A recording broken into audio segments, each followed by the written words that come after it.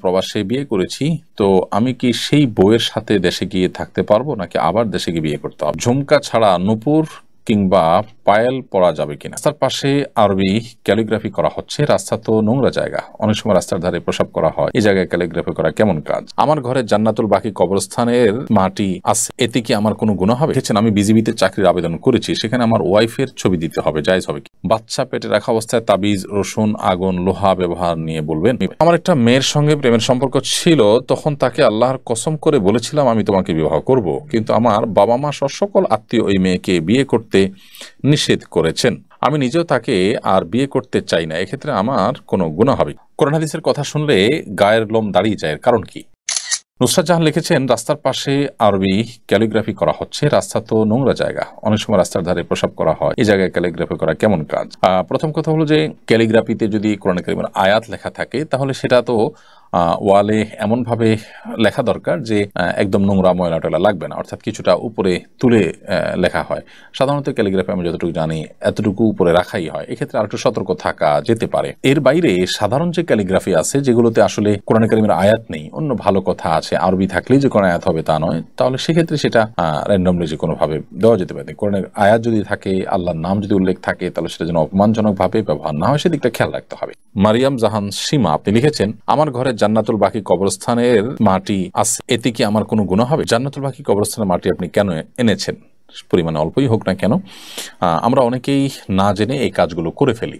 আমরা মনে রাখতে হবে যে কোনো জায়গার মাটি নিয়ে আসলে আমাদের কোনো কল্যাণ হয়ে যাবে, এই বিশ্বাস করবার কোনো কারণ নেই। সাহাবা ইকরাম অনেকে এ জাতীয় বিষয়ে অনেক বেশি কঠোরতা অবলম্বন করতেন। বিশেষ করে আব্দুল্লাহ ইবনে ওমর রাদিয়াল্লাহু আনহু অনেক সাহাবীদেরকে দেখা যায় যে তারা অনেক বেশি কঠোরতা অবলম্বন করতেন। নবী করিম সাল্লাল্লাহু আলাইহি ওয়াসাল্লামের স্মৃতিবিজড়িত একটি গাছ কেটে ফেলেছেন তিনি, এবং অজুহাত দিয়েছেন বা কারণ হিসেবে উল্লেখ করেছেন যে এইটাকে মানুষ একটা সময় যেভাবে মানুষ এখন থেকে সেটাকে অনেক বেশি শ্রদ্ধা করা শুরু করেছে, মনে হচ্ছে একটা সময় পুজো করে বসতে পারে। শিরকের ব্যাপারে একজন মুসলিম সর্বোচ্চ সতর্ক থাকবেন এবং ভয় থাকবেন। নবী করিম সাল্লাল্লাহু আলাইহি ওয়াসাল্লামের স্মৃতিতে কল্যাণ রয়েছে, সন্দেহ নেই। সাহাবা ইকরামের স্মৃতিতে কল্যাণ আপনার বরাকা রয়েছে, সন্দেহ নাই। কিন্তু সেটাকে যদি আমাদের পুজোর মতে আমরা করতে থাকি সেটা অনুচিত হবে। তো মদিনার যে বাকি কবরস্থান, যেটাকে আমরা জান্নাতুল বাকি বলে থাকি, এই কবরস্থানে এটার মাটিতে আলাদা করে কোনো কল্যাণ আছে, বরকত আছে মনে করে আপনি সেখান থেকে মাটি নিয়ে আসছেন, এটা মোটেও সঠিক কাজ নয়। অন্য কোনো হাজী সাহেবের মাধ্যমে আপনি সেটা আবার যথাস্থানে ফেরত দিয়ে আসবেন। যদিও এই সামান্য মাটি সেখান থেকে আনা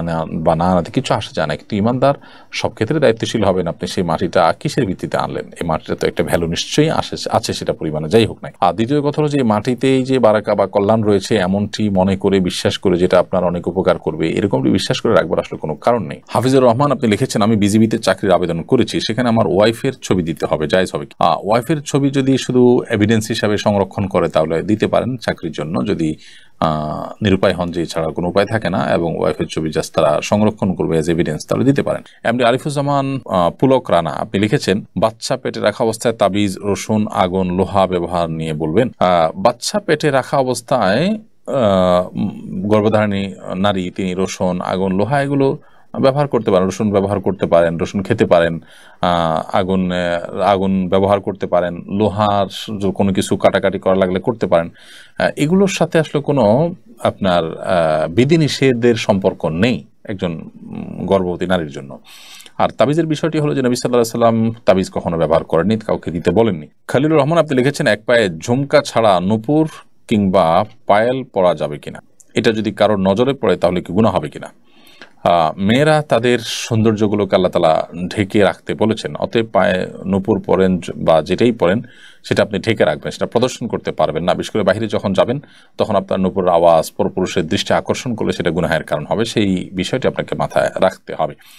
আবার এক পায়ে এমনিতে জুতো পরিধান করে হাঁটতে নবী সাল্লাল্লাহু আলাইহি ওয়াসাল্লাম নিষেধ করেছেন, যদিও ঝুমকা, নূপুর এগুলোর পরে নিষেধাজ্ঞা হাদিসে আসেনি, কিন্তু জুতার ব্যাপারে আসছে যে একটা পায়ে জুতা পরেছেন আর এক পা খালি অবস্থা আপনি হাঁটবেন না, এভাবে হাঁটার ব্যাপারে নবী সাল্লাল্লাহু আলাইহি ওয়াসাল্লাম নিষেধ করেছেন। নবী সাল্লাল্লাহু আলাইহি ওয়াসাল্লাম অনেক কিছু আমাদেরকে নিষেধ করেছেন, যেটা নিষেধাজ্ঞার রহস্য বা এই নিষেধাজ্ঞা অমান্য করলে আমাদের কি ক্ষতি হবে সেটা আমরা জানি না, কিন্তু নিশ্চিত আমরা যে তিনি যা নিষেধ করেছেন সেটা মান্য করে চলার মধ্যেই আমাদের জন্য কল্যাণ নিহিত আছে।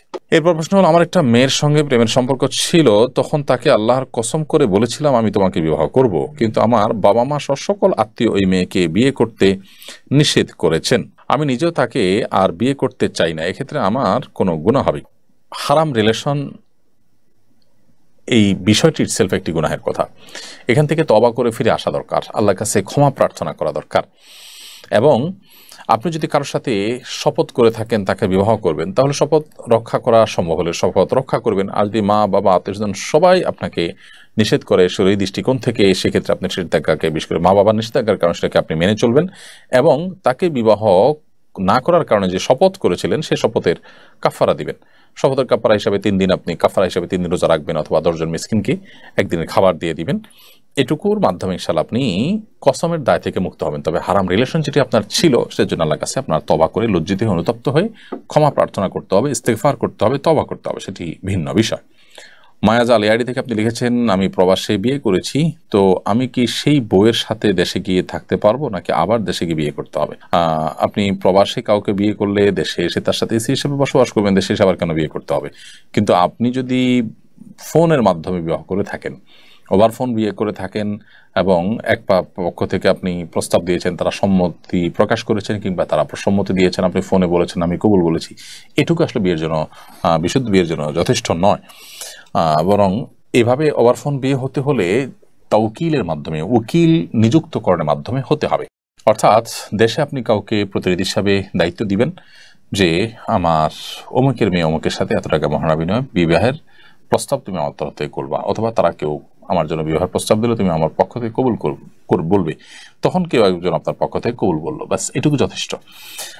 ফোন কল, ভিডিও কলের মাধ্যমে বিবাহের মাধ্যমে যে প্রতারণার শঙ্কা থাকে সেটি কারণে এবং শরিয়ার আরও কিছু মূলনীতির আলোকে সরাসরিভাবে ওভার ফোন বিবাহ করা জায়েজ নেই। অতএব আপনি প্রবাস থেকে যদি শরিয়া সিদ্ধ পদ্ধতিতে বিয়ে করে থাকেন, তাহলে দেশে এসে আপনার স্ত্রীর সাথে আপনার বসবাস করতে কোনো অসুবিধা নেই।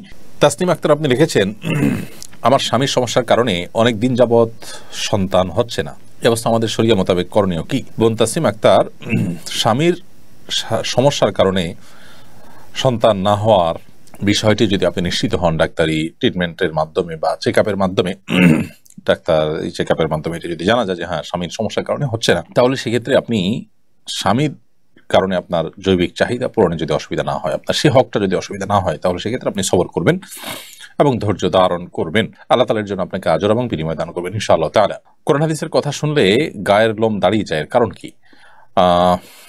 লোম দাঁড়িয়ে যায় বলতে আপনি কি বোঝাতে চেয়েছেন আমি ঠিক জানি না।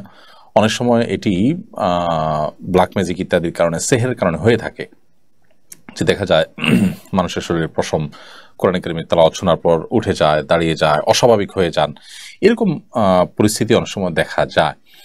তো সেক্ষেত্রে আমাদের যেটি করতে হবে তা হলো কোনো রাকি শরণাপন্ন হতে হবে এবং রুকিয়া শরঈয়ার মাধ্যমে এই সমস্যার সমাধান করার চেষ্টা করতে হবে।